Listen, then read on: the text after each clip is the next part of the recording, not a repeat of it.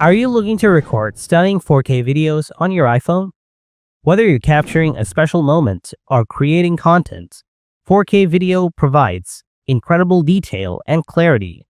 This guide will walk you through the steps to make sure you're recording in the highest quality possible. Let's get started. Now, there are two ways to record 4K on your phone. Let's get over both of them. Method 1. Enable 4K video recording in Settings. Open the Settings app. Scroll down and tap Camera. Tap Record Video.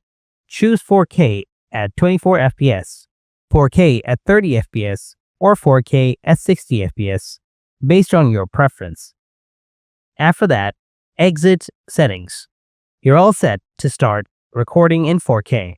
Method 2. Enable 4K video recording in Camera. Open Camera. Switch to Video mode.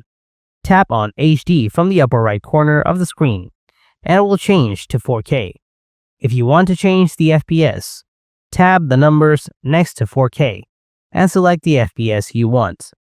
By following these steps, you should be able to record 4K videos on your iPhone with ease.